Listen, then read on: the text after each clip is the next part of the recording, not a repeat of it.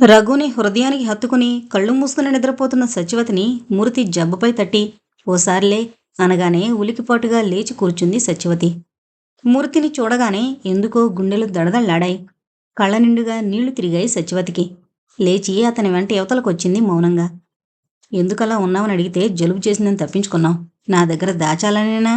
నువ్విలా వంట మనిషిగా జీవితం జీర్ణింపజేసుకునే కన్నా మరొక అతనికి భార్యవై సుఖపడతావంటే సంతోషించేవారిలో నేను మొదటివాణ్ణి. అతను నీకిష్టమైతే అన్నాడు మూర్తి. అతను అప్పుడే తనను ఇంట్లోంచి గెంటేస్తున్నంత భయంగా రెండు చేతులు అతన్ని చుట్టి అతని హృదయంపై తలాంచి వెక్కి వెక్కి ఏడుస్తూ, మూర్తి, అలా అనకు మూర్తి, నన్ను అపార్థం చేసుకోకు.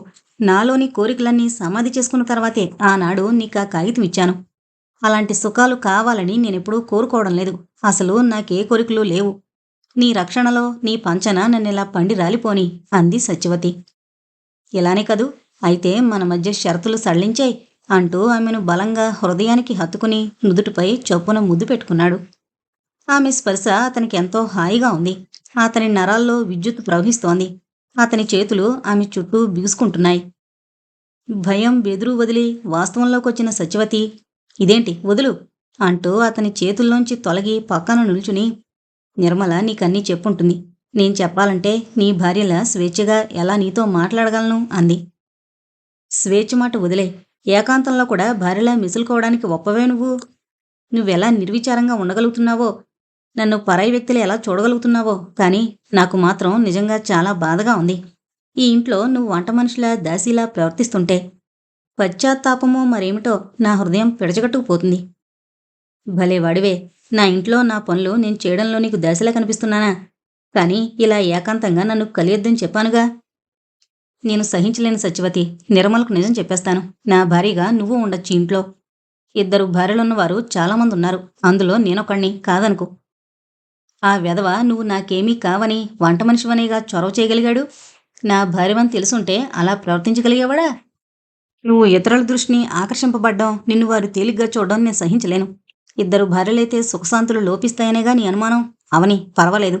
నిర్మల నోటి మీదుగా విన్న ప్రతి మాట నా గుండెల్ని అగ్నిచొరకలా కాల్చింది. ఇక్కడికన్నా మీ అన్నయ్య ఇంట్లో గౌరవంగా బ్రతుకుంటావు. నాకన్నా మీ అన్నయ్య నిన్ను అభిమానంగా చూసుంటాడు. ఇలాంటి అవమానం మీ అన్నయ్య ఇంట్లో ఉంటే పొందవు అని పేలవంగా నవ్వి, ఏ మూలనో నీ హృదయంలో భార్యననే భావం అలా ఆవిస్పరుస్తోంది నిన్ను. నీ భార్య సత్యవతి ఏనాడో చచ్చిపోయింది. ఆ సత్యవతిలో అందం గుణం నీకు కనిపించలేదు. ఆమె నీ నుంచి విడిపోవడమే భాగ్యంగా భావించావా రోజు. నీ ఇంట్లో అత్తింటి కోడలుగా అడుగు పెట్టలేదు సత్యవతి. దాసీలానే తిండి బట్ట కాక రక్షణ కూడా కోరొచ్చింది. మూర్తి, ప్లీజ్ వెళ్ళిపో. తన భర్త మరొక స్త్రీతో సంబంధం పెట్టుకుంటే ఆ భార్య పడే బాధ ఎటువంటిదో, ఎంత దుర్భరమైందో నాకు తెలుసు. నిర్మల సరోవరంలా ఉన్న నిర్మల ప్రశాంత హృదయంలో అశాంతి అలజడి రేగనివ్వకు. అటువంటి శిక్ష ఆమెకొద్దు. ఆమెకు నీపై పూర్తి విశ్వాసం ఉంది. ఆ విశ్వాసంతో హాయిని శాంతిని కలుషితం చేయకు. ఇటుపైన నీ ఇంటికొచ్చే మగ అతిథులు ఎదుట నేను పడంలే. వెళ్ళిపో మూర్తి, వెళ్ళిపో. నా గురించి నా సుఖం గురించి ఆలోచించుకో. చివికి నన్నం పొదునికి రాదు. నీ భార్యను సుఖపెట్టడం నీ విధి. కానీ పెదవులు వణికి మాటలు తడబడుతుంటే నీరు నిండిన కళ్ళతో అతని వైపు చూసింది సత్యవతి. నువ్వు మాత్రం భార్యవు కావా? అదోలా నవ్వుతూ అడిగాడతను. కాను, నేను నీ భార్యను కాను. నేను నీతో కాపురం చేస్తానంటే, నీ ఇంటికి వస్తాననుకుంటే నిర్మల నీ చేత తాళి కట్టించుకోదు. నీ పిల్లల తల్లే నీ భార్య. నేను నీ భార్యను కాను మూర్తి, కాను. ఆమె దోసిట్లో మొహం దాచుకుని రోధించసాగింది. తాను నిర్విచారంగా ఉండగలుగుతోందట. అతన్ని పరాయి వ్యక్తిలా చూస్తున్నానట. అలా అయితే నా మనస్సెందుకు క్షణక్షణం వేదనతో అలమటిస్తోంది?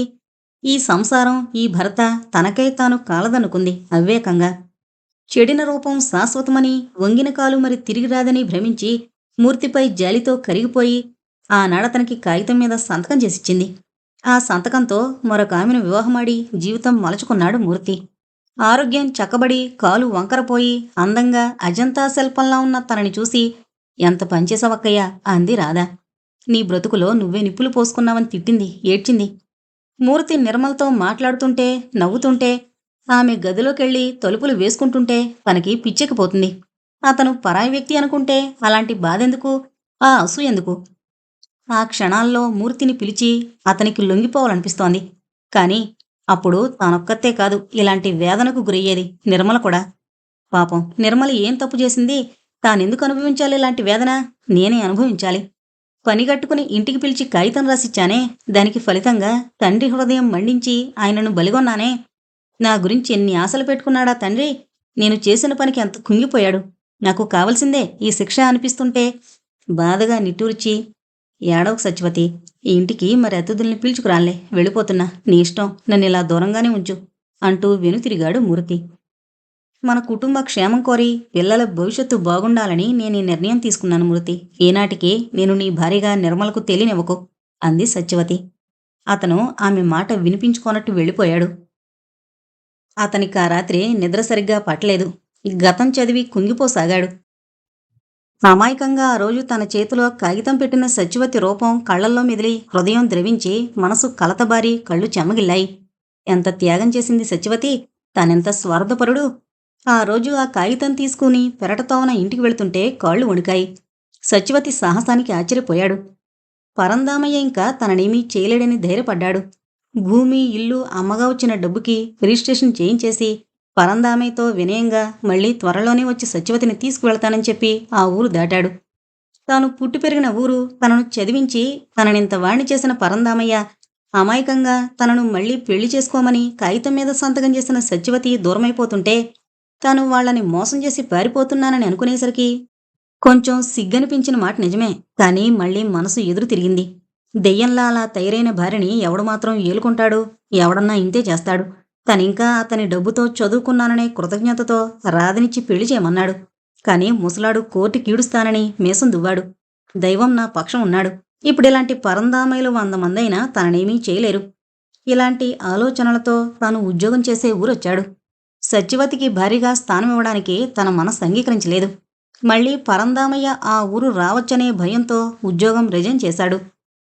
తర్వాత ఉద్యోగ ప్రయత్నం కన్నా పెళ్లి ప్రయత్నమే ముందు చేశాడు. తాను ఎరుగున్న ప్లేడర్ చేత సత్యవతి సంతకం చేసిన కాగితంపైనే తన పునర్వివాహానికి వీలుగా రాయించుకున్నాడు. ఆ ప్లేడరే నిర్మల తండ్రిని పరిచయం చేశాడు. అప్పుడు నిర్మల అందమైందా కాదా అనే ఆలోచనే రాలేదు తనకి. తొందరగా పెళ్లి చేసేసుకుని సత్యవతిని తప్పించుకోవాలనే కోరికే నిర్మల మెడలో తాళి కట్టాడు. మొదటి రాత్రి నిర్మల సత్యవతి ప్రసక్తి తెచ్చింది.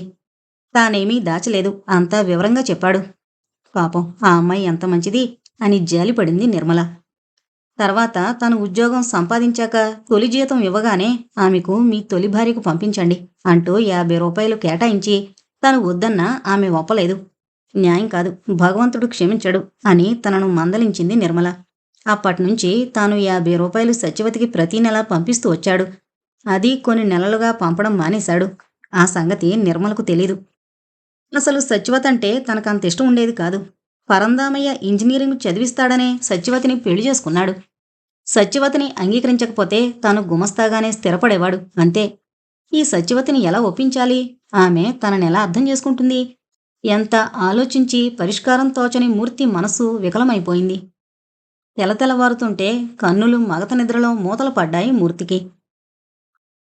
మధ్యాహ్నం 11 గంటల వేళ నిర్మల గదిలో అమ్మగారు అంటూ అడుగుపెట్టిన సత్యవతి వెనక్కి తగ్గి, అమ్మా 11 అయింది, భోజనాలు చేస్తారా అడిగింది.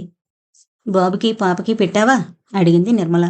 పెట్టానమ్మా, అయ్యగారు కూడా వస్తారా అడిగింది సత్యవతి తానొక్కతే యువతలకొచ్చిన నిర్మల వైపు చూస్తూ.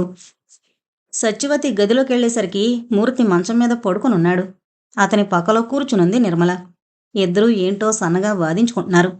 రారు, ఆయనకు జ్వరంగా ఉంది అని తాను డైనింగ్ రూంలోకి వచ్చింది నిర్మల.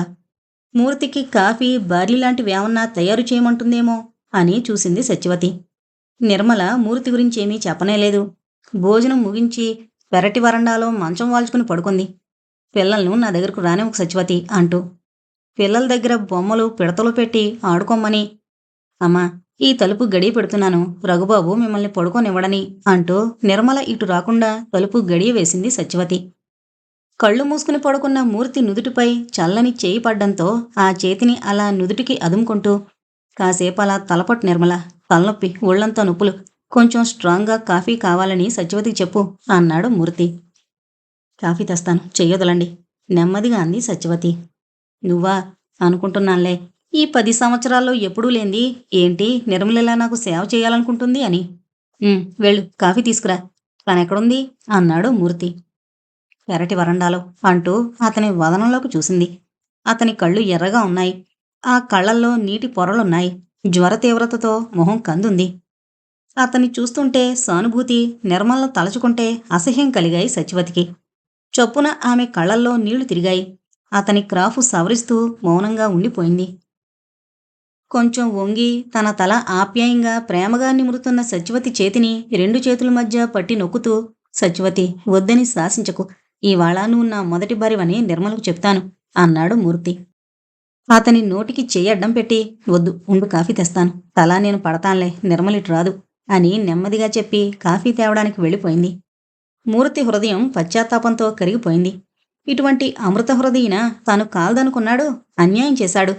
అంతే, తనకి శిక్ష కావలసిందే. తల నొప్పి పెట్టినా, కాళ్ళు పీకినా నిర్మల తనకు సేవ చేయదు అనుకున్నాడు మూర్తి. అతని కనుకొలుకుల్లో నీటిబొట్లు నిలిచాయి. కాఫీ ఇచ్చి తల పట్టబోయింది సచివతి. వద్దు, వెళ్ళిపో అన్నాడు మూర్తి. పర్వాలేదు అని ఇంకేమో అనబోతున్న సచివతిని తోసేస్తూ, మరి మాట్లాడక వెళ్ళు, నువ్వేమీ నాకు సేవలు చేయనవసరం లేదు అన్నాడు మూర్తి. అప్పుడింకా అతనితో వాదన ఇష్టం కాని సచివతి వెళ్ళిపోయింది. అతను బరువుగా కళ్ళు మూసుకుని పిడికిలతో నుదురు కొట్టుకున్నాడు. 1 ప్రాంతాన మళ్లీ మూర్తి గదిలోకి హార్లిక్స్ గ్లాసుతో వెళ్ళింది సచివతి. అతను ఆరే పెదవులను నాలికతో తడుపుకుంటున్నాడు. చూడండి, కొంచెం హార్లిక్స్ తీసుకుంటారా? సత్యవతి గొంతు విని కళ్ళు తెరిచాడు.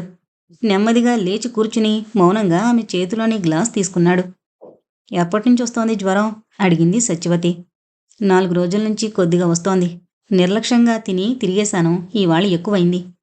అతని చెంపపై చేయి వేసి చూసి, అబ్బా, ఎంత జ్వరముంది, మందేమీ తీసుకోవడం లేదా?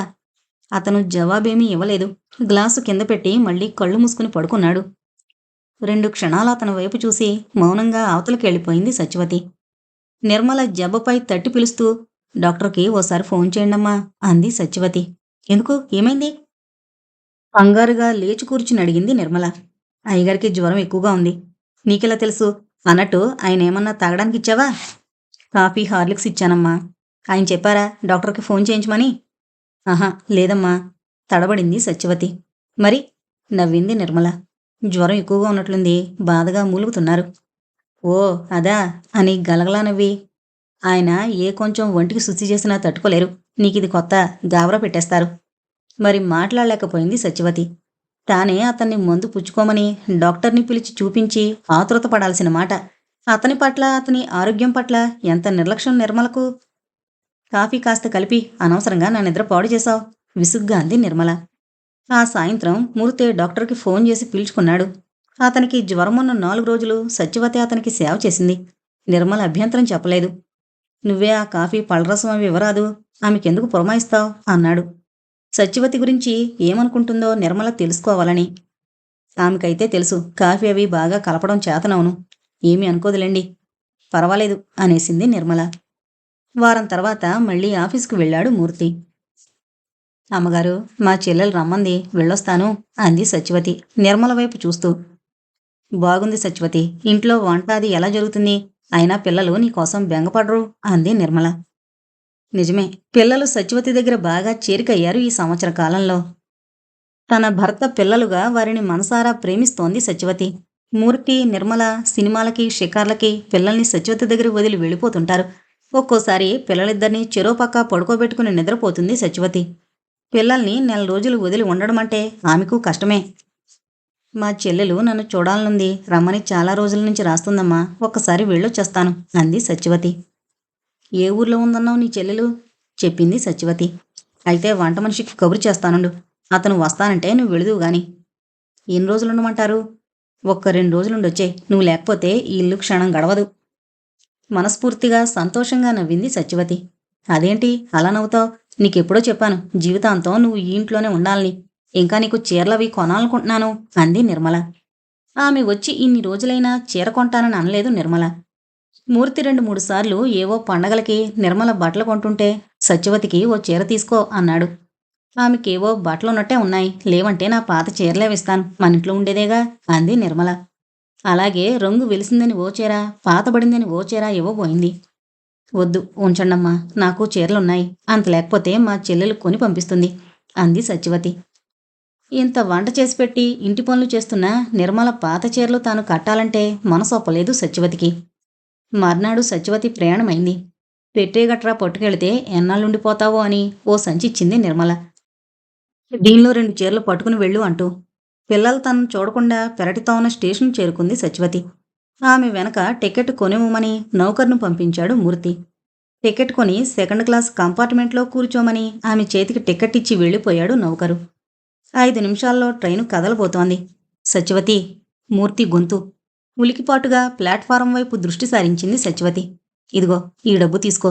మీ చెల్లెలు కొన్నదని 4 చీరలు కొని తెచ్చుకో. ఓ నెల రోజులుండిరా. నిర్మలకేదో సాకు చెప్పొచ్చు అన్నాడు ఆమె ఒడిలోకి 300 రూపాయల కాగితాలు పడేస్తూ. ఇంత డబ్బు ఏం చేసుకుంటాను?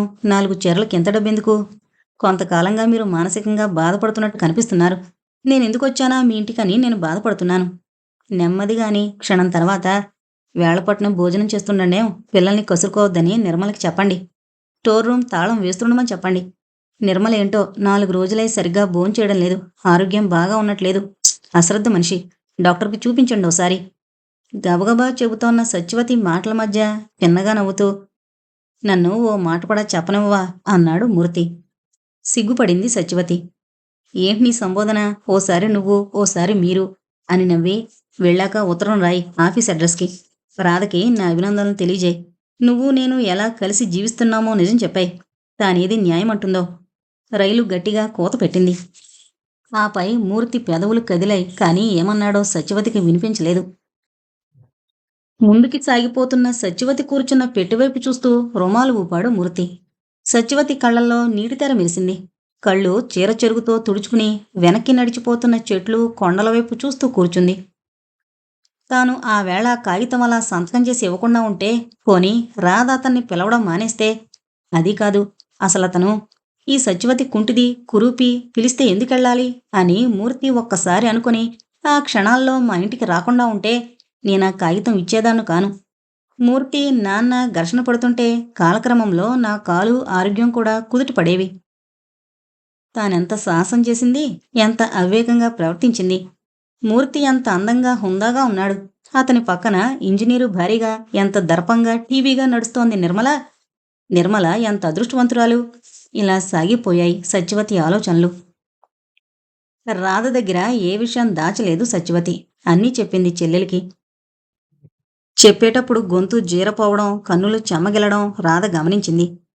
అదృష్టం చేతికి అందొచ్చినా అనుభవించకుండా పొరుల కోసం జారివిడిచే మనుషులుంటారని అనిపిస్తోంది ఇప్పుడు. ఏంటక్కయ్యా నీ చాదస్తం నువ్వును. నీ నిర్ణయమే, అంతా నీ ఇష్టమే. కానీ ఎదుటి మనిషి గురించి కూడా ఆలోచించాలిగా. అతను కావాలని నిన్ను కోరుకుంటున్నప్పుడు నీ అభ్యంతరాలు దేనికి? అంది రాధ. మూర్తి చొప్పున అందం వైపు ఆకర్షితుడైపోతాడు రాధా. అలాని పరస్త్రీలపై వ్యామోహపడతాడు అనడానికి లేదు సుమా. అతనికి కావలసింది నాతో అనుభవం అంతే. ఆపై నిర్మలతో వైరం రావచ్చు. నాకు పిల్లలు కలగచ్చు. నేను, నిర్మల, నా పిల్లలు, నిర్మల పిల్లలు. నలిగిపోడు మూర్తి. అతనికేదో ఆరాటమే కాని ఆలోచన లేదనిపిస్తోంది. ఎప్పుడో వదులుకున్న ఆశలు ఇప్పుడు నాలో రేకెత్తించడం ఎందుకు రాదా? ఏంటో అంతా తలకిందులైంది.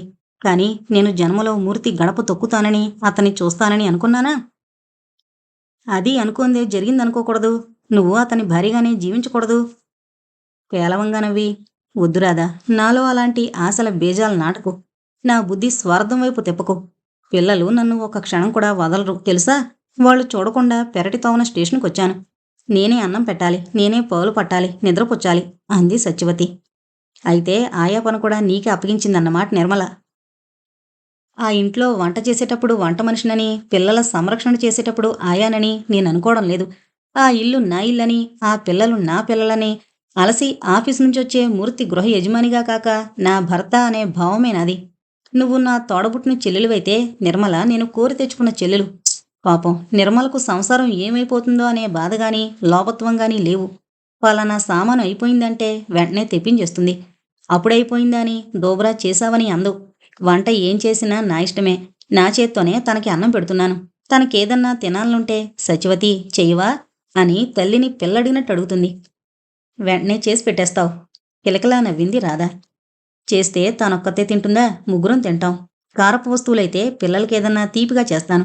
పనివాళ్ళకేదన్నా పెట్టాల్సొస్తే అన్నం అవి నేనే ఇస్తాను. వాళ్ళేదన్నా అమ్మగారు అని అడిగితే సత్యవతమ్మగారిని అడుగు అంటుంది. ఓ, అయితే అన్ని బాధ్యతలు నెత్తిన వేసుకున్నావన్నమాట, నవ్వింది రాధ.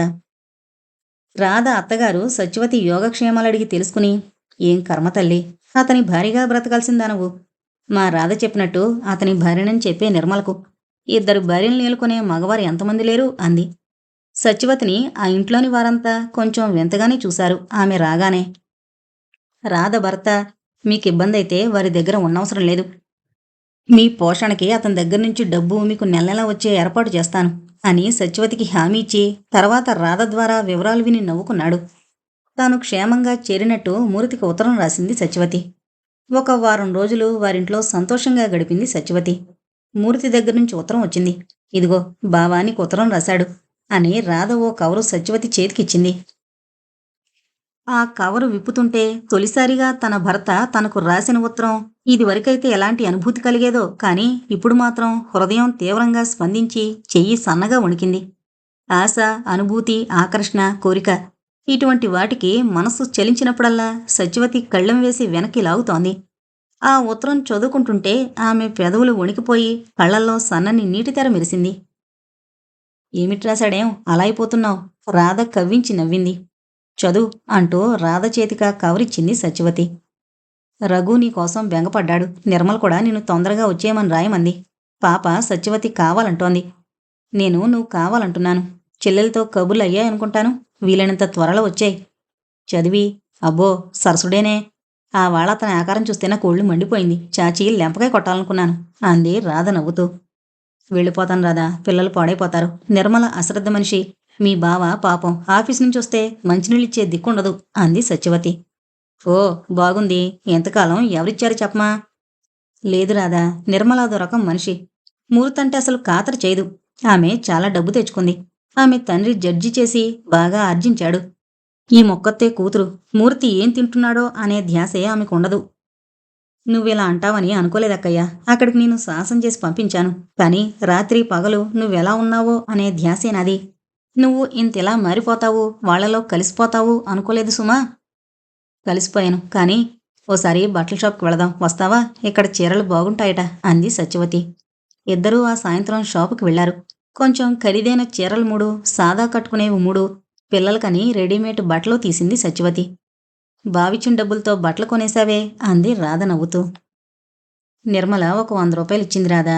మీ బావకి తెలుసో లేదో స్టేషన్లో చెప్పాలనుకున్నాను, కానీ వీలైంది కాదు. ఎలానూ ఇల్లు కదిలాను. వదిన్ని పిల్లల్ని కూడా చూసి వెళ్ళిపోతాను అంది సత్యవతి.